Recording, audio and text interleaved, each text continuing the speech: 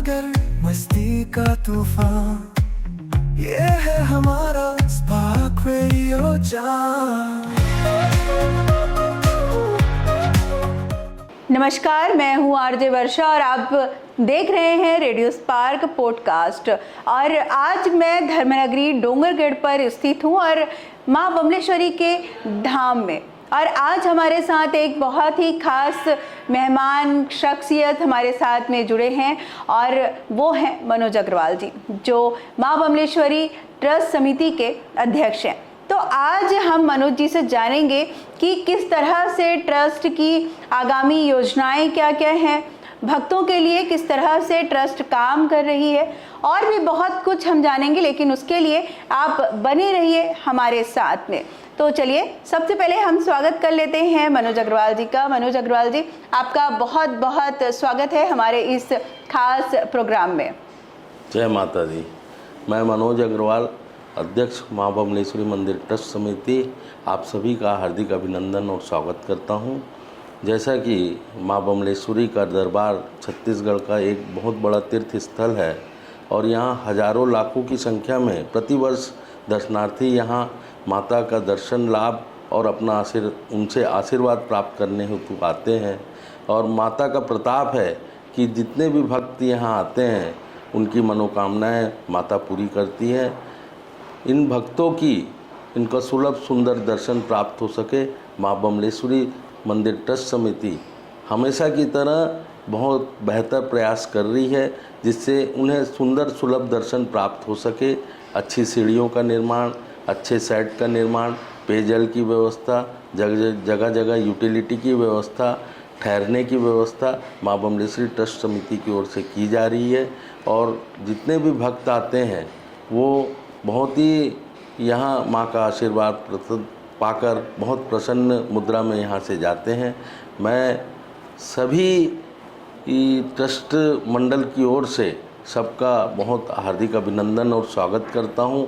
इसी परिप्रेक्ष्य में माँ बमलेश्वरी ट्रस्ट समिति द्वारा शहर के लोगों के लिए, आसपास की जनता के लिए 100 बिस्तरों का अस्पताल भी यहाँ निर्माणाधीन है, जिसमें समस्त किस्म की सेवाएं वहाँ स्वास्थ्य संबंधी उपलब्ध होगी।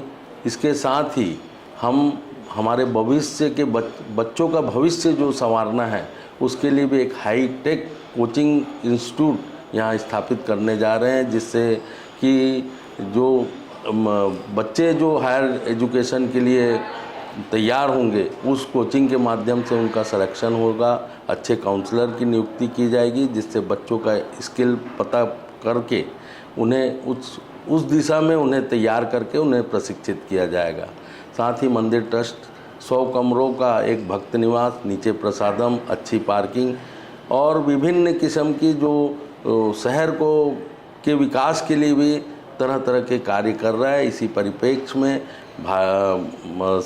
यहाँ की राज्य सरकार ने लगभग 105 करोड़ रुपए के कार्यों की स्वीकृति दी है, जिसमें एक नीचे मंदिर के सामने एक वाइसेप ब्रिज है, एक अंडरपास फुट वाला ब्रिज है, साथ ही आसपास की सड़कों के चौड़ीकरण, विस्तारीकरण और उनका सौंदर्यीकरण, लाइटिंग के लिए भी करीब 78 करोड़ रुपए स्वीकृत हुए हैं, जिससे कि हमारे नीचे मंदिर जो एकदम बहुत सुंदर है, जो कि अक्षरधाम की तर्ज पर या अयोध्या में राम मंदिर जो बना है उसकी तर्ज पर बना हुआ है, वहाँ एक अच्छा कॉरिडोर का निर्माण होगा जो बहुत ही अद्वितीय होगा और आने वाले समय में जो यहाँ की प्रसिद्धि होगी बहुत ज़्यादा होगी और छत्तीसगढ़ का ये बहुत प्रसिद्ध मंदिर होगा।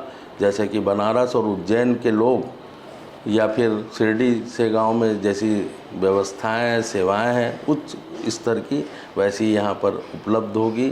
निश्चित रूप से बहुत सुंदर डोंगरगढ़ होने वाला है। जैसे कि सर आपने बताया कि यहाँ पर 100 बिस्तरों का यहाँ पर अस्पताल की आप व्यवस्था कर रहे हैं। आने वाले भविष्य में जो है यहाँ पर मेडिकल कॉलेज की भी जब हम चर्चा कर रहे थे तो आपने कहा था कि मेडिकल कॉलेज का भी आने वाले समय में हम यहाँ पर ओपन करने, तो उसको हम थोड़ा सा आप विस्तार से बताइए कि किस तरह से हॉस्पिटल को, क्योंकि डोंगरगढ़ जो है छोटा सा जगह है और यहाँ पर अस्पताल के नाम पर सिर्फ माँ बमलेश्वरी का जो छोटा प्राथमिक चिकित्सा केंद्र सिर्फ यहाँ पर है, उसके विस्तारीकरण को लेकर के क्या क्या योजनाएं हैं और उसका लाभ किन किन लोगों को मिल सकता है, क्योंकि राजनांदगांव जैसे ज़िले तक में एक अच्छा हॉस्पिटल की थोड़ी सी एक कमी महसूस होती है यहाँ के जो जनता है, यहाँ के जो लोकल लोग हैं उनको। तो माँ बमलेश्वरी ट्रस्ट के द्वारा किस तरह से ये जो प्रॉब्लम है उसको सॉल्व करने की किस तरह से कोशिश की जा रही है?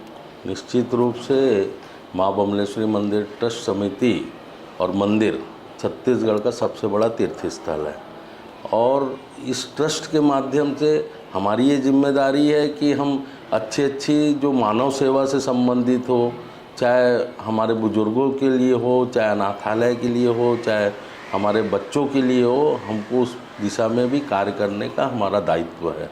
इसी दिशा में जैसे हम जो अस्पताल बना रहे हैं वो 100 बिस्तरों का तो अभी प्रथम चरण है, इसके साथ वो 200 बिस्तरों में जाएगा। पीछे में 60 लोगों का नर्सिंग स्टाफ बन रहा है, स्टाफ के लिए बिल्डिंग बन रही है, 8 फ्लैट बन रहे हैं डॉक्टरों के लिए, तो रेसिडेंसी भी साथ में होगी। और हमारे पास 35 एकड़ लगभग ज़मीन है ये शहर से लगी हुई, उस पर हम लोग आगे जाके मेडिकल कॉलेज की ओर भी जाएंगे।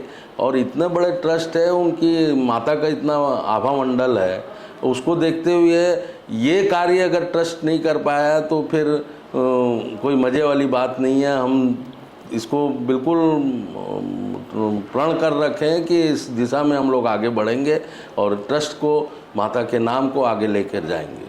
बिल्कुल सर, सुरक्षा की हम बात कर लेते हैं क्योंकि इतना बड़ा ट्रस्ट है, हजारों लाखों की संख्या में भक्त यहाँ पर डेली आते हैं माता के दर्शन करने के लिए। तो सुरक्षा व्यवस्था को लेकर के आप लोगों की क्या योजनाएं हैं और किस तरह से आप लोग सुरक्षा को लेकर के किस तरह व्यवस्था को आप देखते हैं? सुरक्षा का जैसे जिस वेकेशन है या हॉलीडे है, सैटरडे संडे है, नवरात्र है, इस पर्वों में बहुत ज़्यादा भीड़ होती है।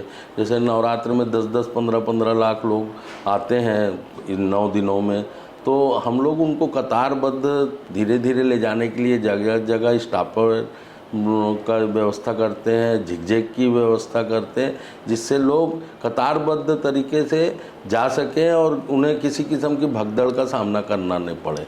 और जगह जगह हमारे वॉलंटियर है, पुलिस प्रशासन है, पूरा प्रशासन है, शासन है, तो पूरी टीम लगी होती है और किसी किस्म की कोई कैजुअल्टी की संभावना यहाँ नहीं के बराबर है। साथ में हम एम्बुलेंस है, फायर ब्रिगेड है, इसकी भी व्यवस्था साथ में रखे हुए हैं। तो हमारे दृष्टिकोण से यहाँ किसी किस्म की दुर्घटना की संभावना नहीं है और लोग सुरक्षित और सुंदर तरीके से दर्शन लाभ प्राप्त कर सकेंगे। बिल्कुल सर, अब बात करते हैं कि जैसे यहाँ पर भक्तों की बात हो रही है, हजारों लाखों संख्या में जब भक्त यहाँ पर आते हैं तो चढ़ावा भी उतना ही यहाँ पर डेली का चढ़ता है, जैसे कि नारियल है, माता का श्रृंगार है। तो वो जो चढ़ावा है, क्योंकि बाकी मंदिरों में जो है नारियल चढ़ा करके सेल आउट कर देते हैं दुकानों में आसपास की, वही रोटेट होते रहता है। तो डोंगरगढ़ में किस तरह की व्यवस्था है? जो चढ़ावा चढ़ता है उसका क्या लड्डू बनाया जाता है या किस तरह से वितरण किया जाता है? और माता का जो श्रृंगार चुनरी वगैरह जो चढ़ती है तो वो एक जगह आप लोग कैरी करते होंगे, तो उसको कैसे आप लोग यूटिलाइज करते हैं? देखिए, जहाँ तक नारियल का सवाल है तो नारियल जितने भी चढ़ते हैं उसको हमको बधार करके माता के जो भक्त दर्शन को आते हैं उन्हें प्रसाद के रूप में वितरित कर दिया जाता है।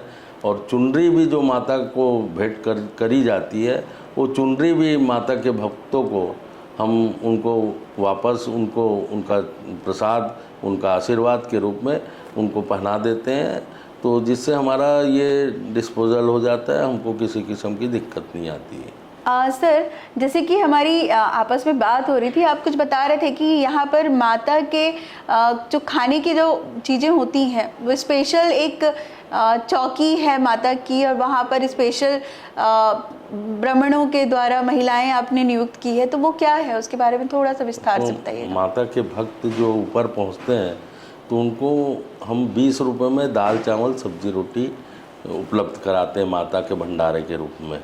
हमारे द्वारा नीचे और ऊपर मंदिर में माता जी का भोग प्रसाद होता है, तो हम 3 ब्राह्मण महिलाओं की नियुक्ति किए हैं, ऊपर 2 और नीचे 1। तो वो अलग से माता जी की रसोई है, उनके पात्र अलग है उन पात्रों में माता को भोग प्रसाद कराया जाता है। फिर उन्हीं जो पात्र जो भोग प्रसाद होता है उसका जो भंडारे में जो बनता है उसमें उसको मिश्रण करके उसको उस माध्यम से भक्तजनों को भंडारे के रूप में 20 रुपए में हम भरपेट पूरा भोजन उनको उपलब्ध कराते हैं। जी, तो सर ये सुविधा केवल ऊपर मंदिर के लोग जो ऊपर मंदिर आते हैं वहीं पे ही है, नीचे मंदिर में इस तरह की व्यवस्था का क्या है? नीचे मंदिर में देखिए, अभी नीचे मंदिर में हमारे पास ना आसपास बहुत सारी दुकानें हैं, यहाँ थोड़े निचली बस्ती के भी लोग हैं, तो यहाँ व्यवस्था हमारी अभी जम नहीं पा रही है। तो हमने जो माता के असली भक्त हैं जो थक जाते हैं और इतनी चढ़ाई करके जाते हैं लोग, तो उनको भरपेट भोजन मिल सके इसलिए ऊपर मंदिर में हमने ये व्यवस्था रखी है। पर हम शीघ्र ही बहुत जल्दी ये नीचे भी व्यवस्था करेंगे, हमारे इस प्लान में है और इस व्यवस्था को हम लोग ज़रूर से करेंगे। इसके साथ एक मैं ध्यान और दिलाना चाहूँगा, हमारा जो रोपवे है, रोपवे से भी दर्शनार्थी यहाँ से जाते हैं, वो 400 लोग इस रोपवे से 1 घंटे में करीब जा सकते हैं, ऐसी इसकी कैपेसिटी है। परंतु वैकेशन है और जो नवरात्र है, सैटरडे संडे है, उस दिन हमारे यहाँ बहुत भारी मात्रा में भीड़ आती है और सारे लोग रोपवे की व्यवस्था चाहते हैं। माँ के भक्तों को दर्शन लाभ प्राप्त करना होता है और हम उन्हें अभी उतनी हम टिकटें उनको रोपवे की व्यवस्था नहीं दे पाते। इस करके हम लोगों ने एक बाजू में 4-5 साल से रोपवे एक नगर पालिका का गवर्नमेंट का है जो वो बंद पड़ा है और स्क्रैप हो गया है। उस रोपवे को हमने राज्य शासन से मांगा है और हमारी बातचीत चल रही है।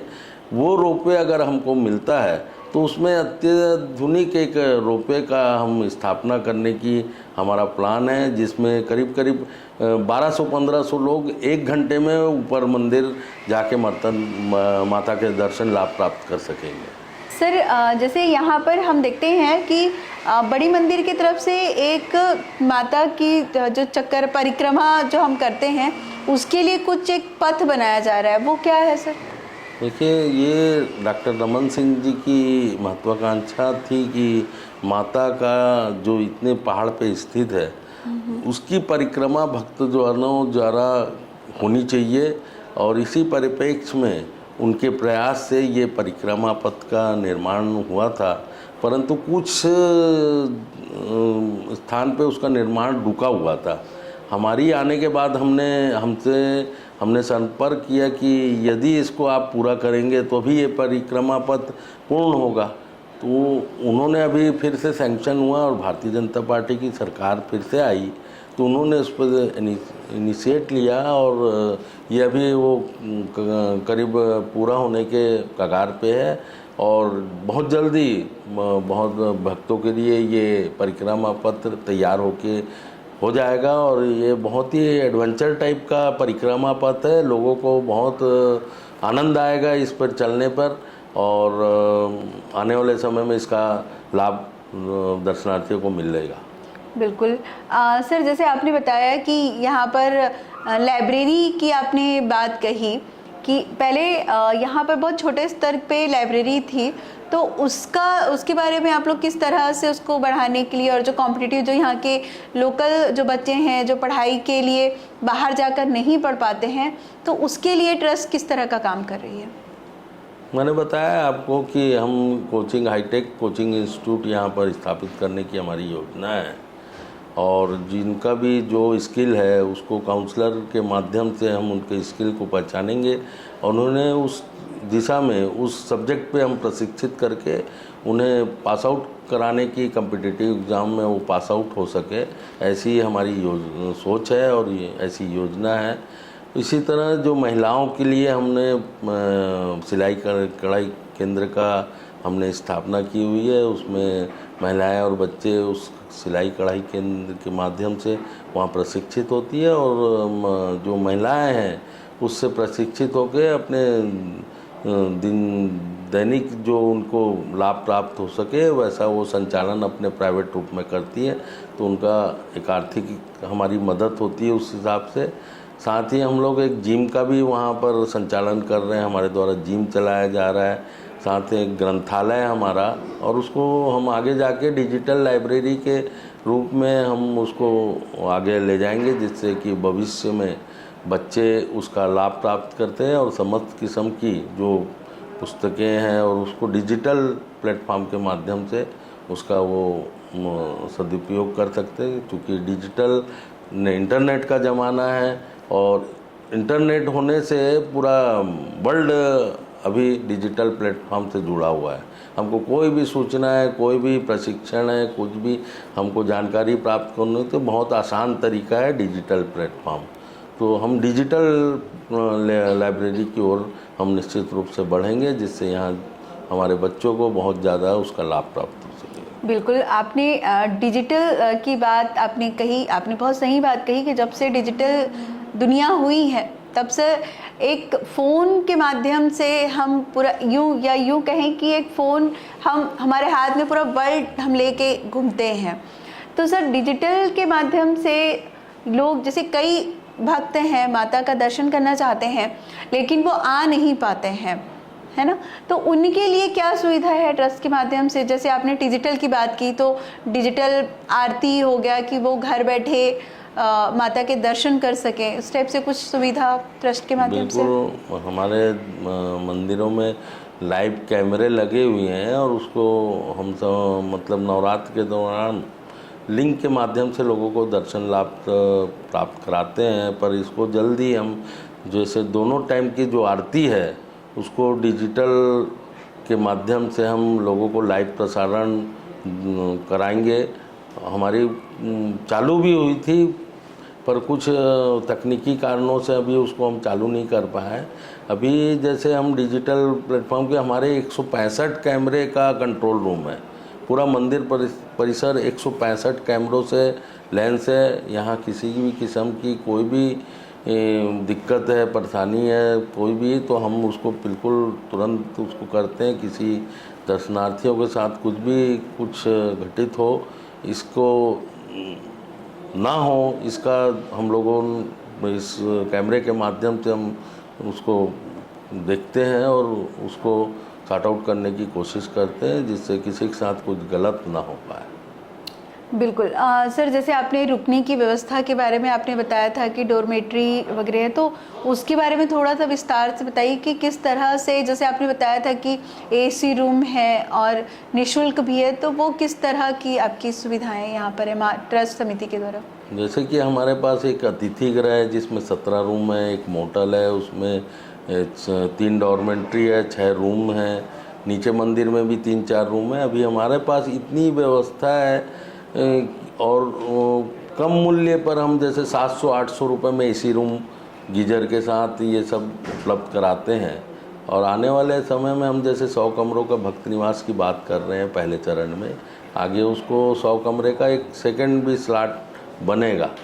तो आने वाले समय में यहाँ पर रुकने की पर्याप्त व्यवस्था होगी और जिनको जो यात्री शुल्क नहीं कर सकते उनको बेड और तकिया पिलो हम यहाँ डॉर्मेंट्री में निःशुल्क भी उपलब्ध कराते हैं। बिल्कुल। सर, जैसे कोई विकलांग बच्चे जो आते हैं या विकलांग भक्तगण हैं, उनके लिए कुछ विशेष सुविधा? बिल्कुल भी, उनको हम वहाँ रोपे से निःशुल्क हम ऊपर भेजते हैं। ऊपर में 2 पालकी की भी व्यवस्था है।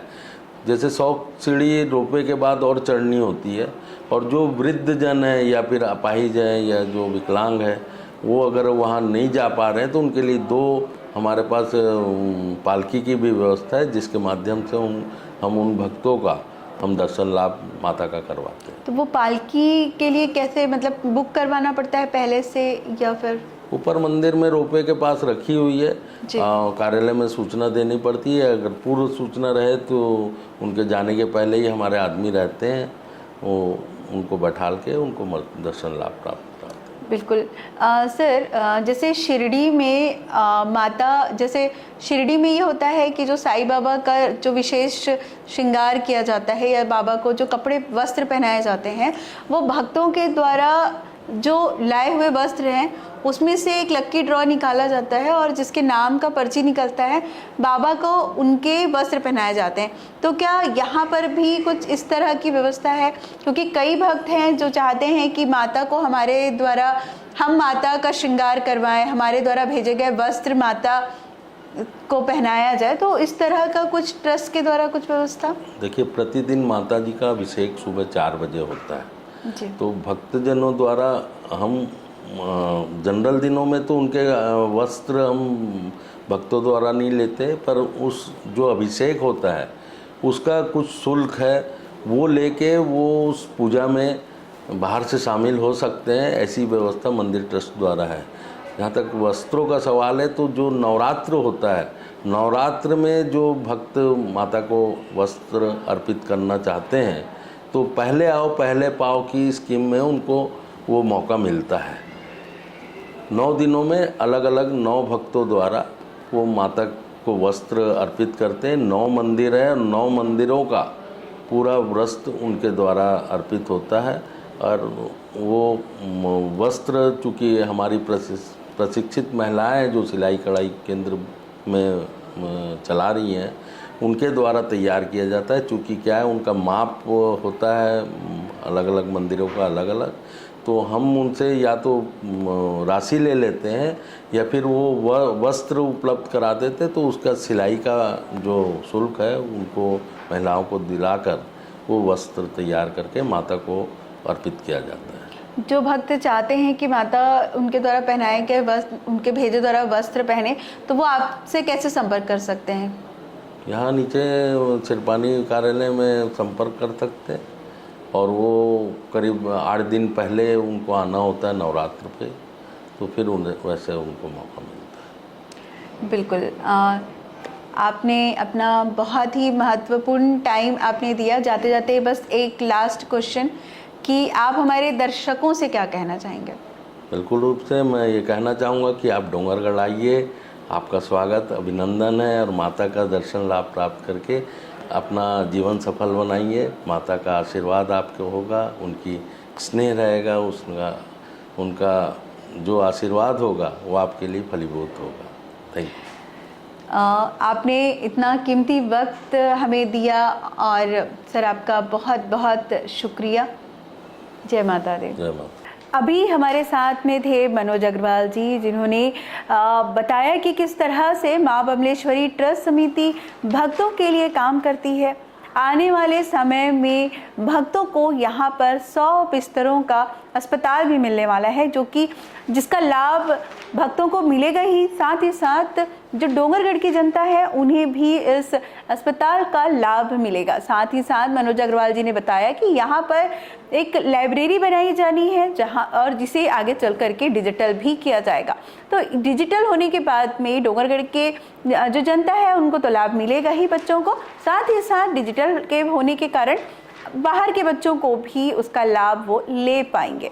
तो आज के लिए इतना ही। मैं हूँ आरजे वर्षा, और भी ऐसे बहुत सारी मुलाकातें और बातें और चर्चाएं होती रहेंगी। उसके लिए आप सुनते रहिए और देखते रहिए रेडियो स्पार्क। नमस्कार।